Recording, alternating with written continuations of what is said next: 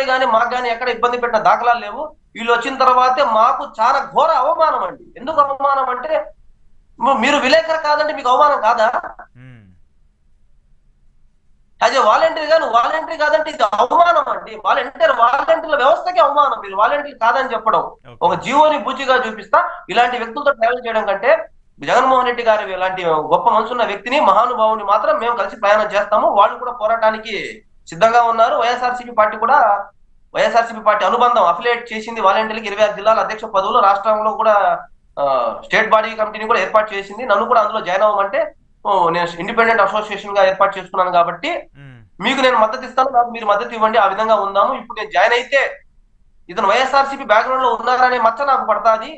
వాలంటీర్లకు ఇది కరెక్ట్ కాదు. నేను చేసిన పోరాటం నిజమైన పోరాటాన్ని ఉండాలంటే వైఎస్ఆర్సీపీతో పార్టీగా అనుబంధం లేకుండా ఇండిపెండెంట్ గానే పోరాటం చేసి ఈ ప్రభుత్వం పూసలు కదిలించే బాధ్యత నేను తీసుకుంటానని చెప్పి తెలియపరచడం జరిగింది. వాళ్ళు దానికి అప్రిషియేట్ చేశారు. ఒకటి, మేము పార్టీ కోసం అయితే చేయలేదు, పార్టీ కోసం వాలంటీర్ వ్యవస్థ కోసం చేస్తున్నాం. అయితే ఈ ప్రభుత్వానికి గత ప్రభుత్వానికి పోల్చుకుంటే వాలంటీర్ వ్యవస్థ వైఎస్ఆర్సీపీ పార్టీలో చాలా ఆనందంగా, ఆహ్లాదకరంగా, సుఖ సంతోషాలతో బతుకున్నామండి. ఈ ప్రభుత్వం వచ్చిన తర్వాత ఎంతో బాధతో దుఃఖంలో ఉన్నాము. సంక్రాంతి పండగ ఏ వాలంటీరు శోకసప్త హృదయాలతో ఏడుస్తా చేసుకున్నామండి. సరైన బట్టలు గాని డబ్బులు గాని లేకుండా గడిచిన 5 ఏళ్లలో జగన్మోహన్ రెడ్డి హయాంలో ఎంతో ఆనందంతో పిండి వంటలు చేసుకొని కొత్త బట్టలు వేసుకొని ఎంతో సంతోషంగా ఉన్నాం. ఈ విధంగా వాలంటీర్లు రోధించేటట్టు చేసిన ఇళ్ళు వాలంటీర్ల మహిళమ్మ తల్లు ఉసురు కొట్టుకొని ఈ ప్రభుత్వం కూలిపోవడానికి సిద్ధంగా ఉన్నది. ఓకే, మీ మీద చాలా ఆరోపణలు వచ్చాయి కదా గత 5 ఏళ్లలో. మీరు అంటే ఎమ్మెల్యేలతో పని లేకుండా, ఎవరితో పని లేకుండా మీరే ప్రభుత్వం, మీరే లీడర్లు, మీరే నాయకులు అన్నట్టు కూడా ప్రవర్తించారు. కొంతమంది అలా చేశారు, ఇలా చేశారని చెప్పేసి కూడా ఆరోపణలు వచ్చాయి. కొంతమంది వ్యతిరేకించారు. టీడీపీకి సంబంధించిన వాళ్ళైతే మిమ్మల్ని ఒక విధంగా చూసేవాళ్ళు. సో అవన్నీ ఇబ్బందులు ఎదుర్కొన్న తర్వాత మీరు ఎలా ఈ ప్రభుత్వాలు మిమ్మల్ని కంటిన్యూ చేస్తారని అనుకుంటున్నారు? గతంలో వచ్చిన ఆరోపణలు తెలుగుదేశం పార్టీ చేసిందండి.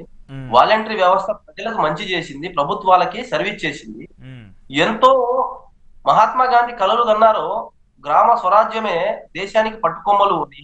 అలాంటి కార్యక్రమాన్ని మన రాష్ట్రంలో దేశంలోనే అన్ని రాష్ట్రాల కంటే గొప్పగా జగన్మోహన్ రెడ్డి గారు మహాత్మా గాంధీ కళల్ని ఈరోజు మన ఆంధ్రప్రదేశ్ లో రూపొందిస్తే ఇలాంటి గొప్ప వ్యవస్థని తీసుకొచ్చిన ఈ క్రెడిబిలిటీ వైఎస్ఆర్సీపీ పార్టీకి జగన్మోహన్ రెడ్డి గారికి ఏడ దక్కిద్దని చెప్పి ఈ పచ్చ పూసుకున్న వ్యక్తులు కావాలని చెప్పి దుష్ప్రచారం చేశారండి. మీరు ప్రజల్లోకి రండి.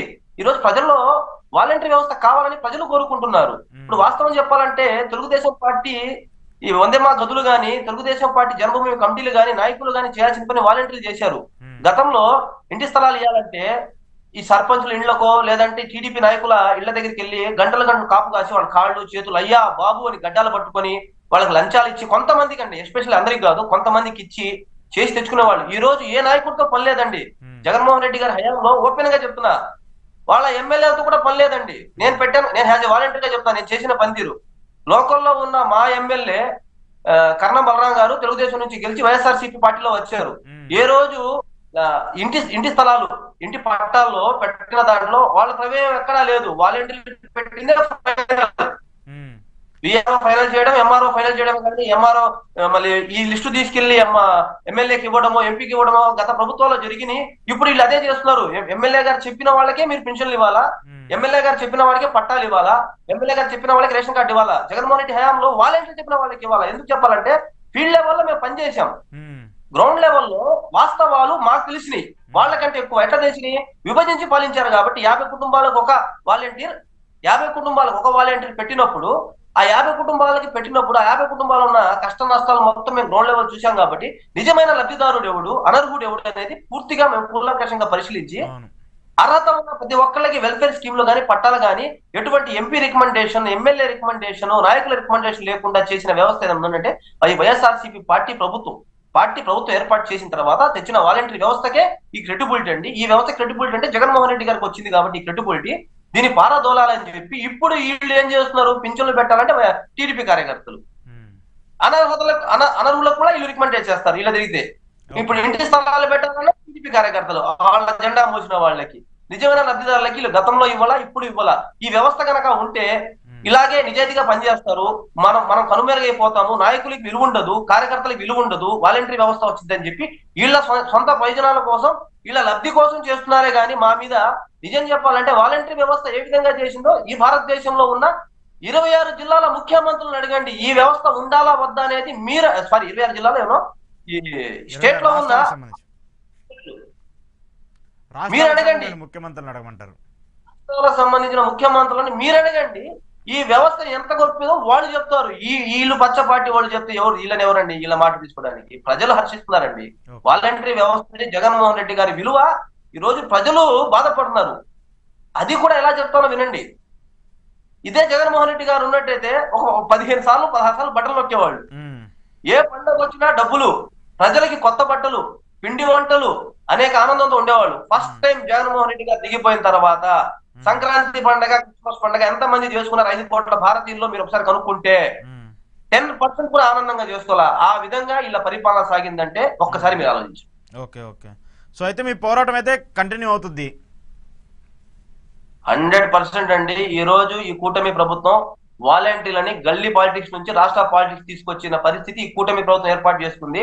మా ధైర్యం నేనేనండి, మా వాలంటీర్లే.